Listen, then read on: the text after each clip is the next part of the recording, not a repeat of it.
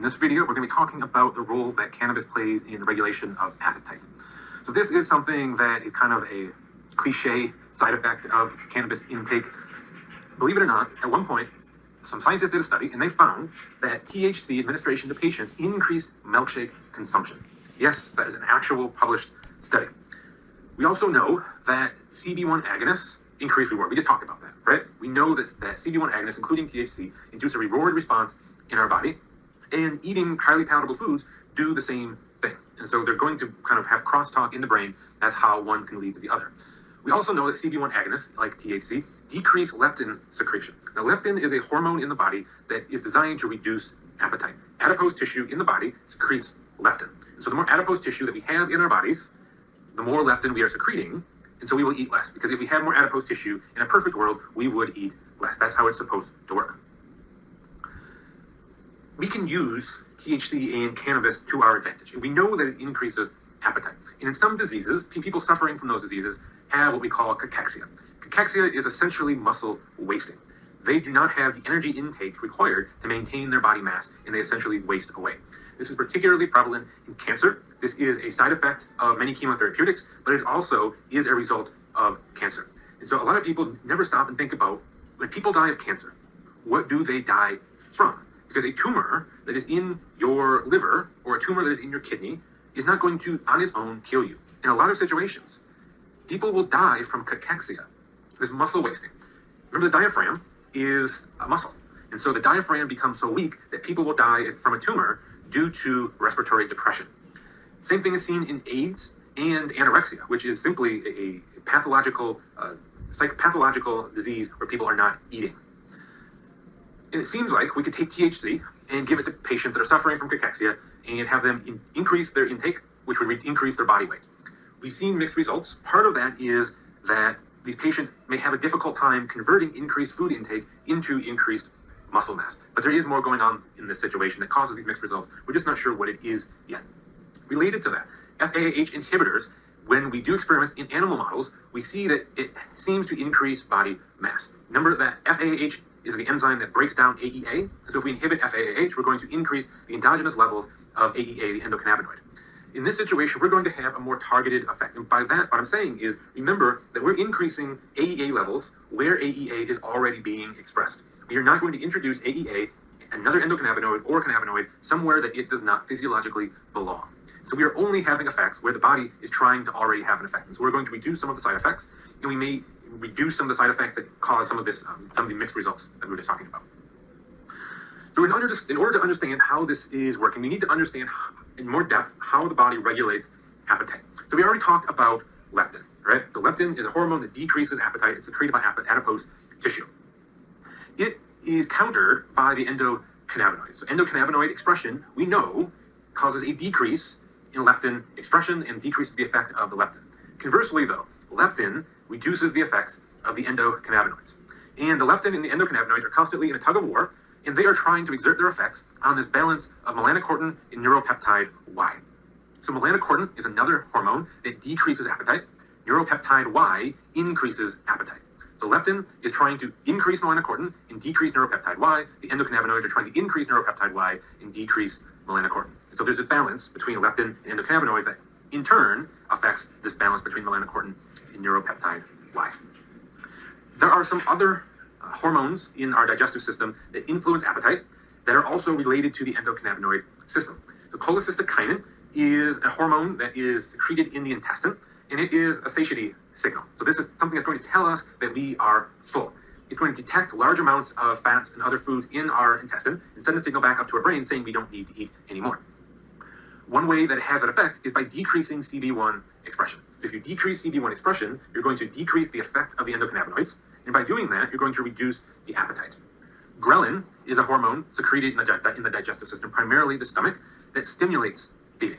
It recognizes an absence of food and causes a stimulation of the appetite due to prevention of the loss of CB1 expression. So it is not necessarily going to give a kickstart to the endocannabinoid system, but it is going to prevent it from decreasing. CB1 agonists, like THC, increase ghrelin. So you can see that cannabis would increase ghrelin, which would then stimulate feeding. And so there are multiple mechanisms at work here where cannabis or THC are going to increase the appetite. Another thing we need to talk about is the difference between homeostatic eating and hedonistic eating. So the difference is homeostatic eating is a mechanism of the body whose goal is to maintain a certain body mass. Homeostatic eating is when we eat because we are hungry, and we are hungry because we haven't eaten and we have a caloric deficit. Hedonistic eating is pleasure eating. This is when we eat things because we just want to eat them. You say, well, I feel like eating a cheeseburger. I feel like I want some chocolate. And so you eat it because you want to eat it. You're eating it for the reward and the pleasure, not because your body needs the calories. We know that highly palatable foods are more rewarding than less palatable foods. People would much rather eat chocolate or a cheeseburger than broccoli. That is because our body receives more reward from high caloric foods. Think about back in evolution, when we couldn't just go to the store, we couldn't go to the cabinet or the refrigerator and get whatever food we wanted whenever we wanted. We had to spend time and energy finding our food. And so it was a better use of our time and energy to find food that had a high caloric intake. And so by doing that, by receiving a large reward response when we eat high caloric food, that encourages us to focus on finding and eating high caloric foods. Nowadays, that is not an issue. We have as much food as we need. This reward response, though, due to highly palatable foods, is CB1 dependent. It is requiring the endocannabinoid system. At the same time, while signaling through CB1, activating the endocannabinoid system, it is reducing CB1 expression. This is a mechanism to induce negative feedback. The idea is, yes, we ate some highly palatable food.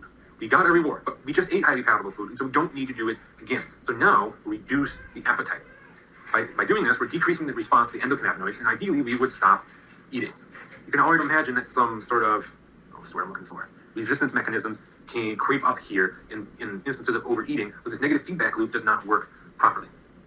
Related, if we go a long time without eating, if we fast, endocannabinoid levels go up. And so if we eat highly palatable foods, we decrease the receptor for the endocannabinoids, which reduces endocannabinoid signaling.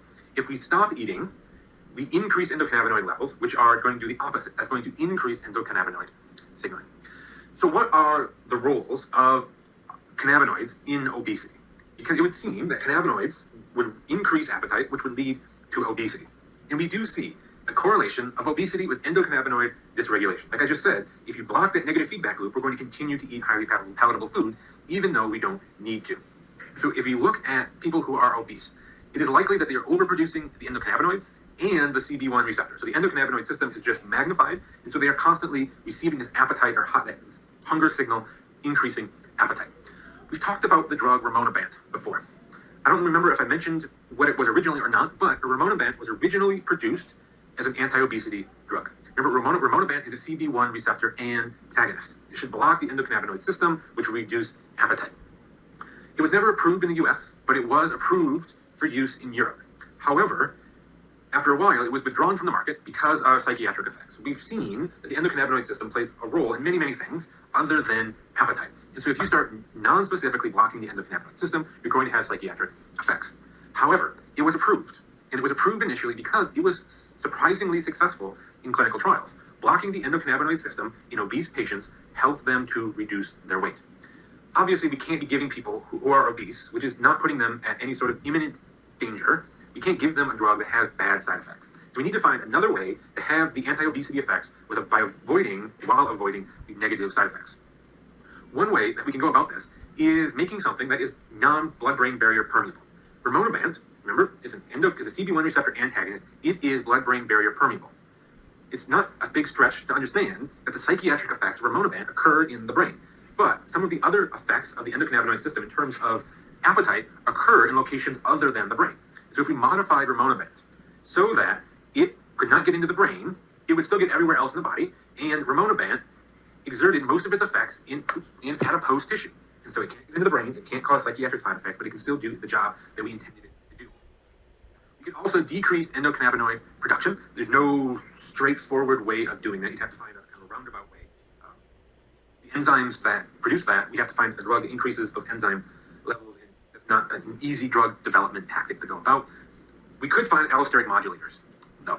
And so in this case, we can increase or decrease the effect of the endocannabinoids. So we could develop an allosteric modulator that decreased the effect of the endocannabinoids when they bound the endocannabinoid receptors. Remember, an allosteric modulator is a drug that binds somewhere on the receptor other than the agonist binding site. So this modulator is going to bind, the endocannabinoid is then going to bind, but but the end result is going to be magnitudes lower than it would be if the allosteric modulator wasn't there. So we don't have to decrease endocannabinoid production. We can simply decrease the effect that the existing endocannabinoids have.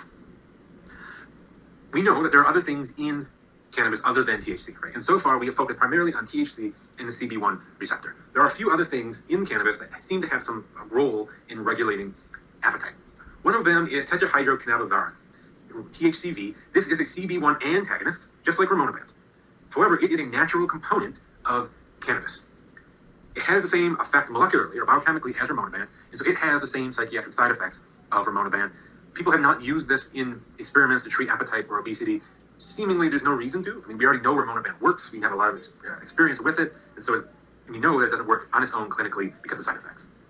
Cannabinol is a product of THC. It's a breakdown product of THC in the body. It is a partial agonist. Because it's a partial agonist, it's less psychoactive than THC, and we see that it increases feeding in rats. And so we might be able to use this to increase appetite in people who are suffering from cachexia or need increased body mass, but it may have less side effects than THC would on its own. CBD, you can imagine, is going to have a role here. Unfortunately, what its role isn't clear.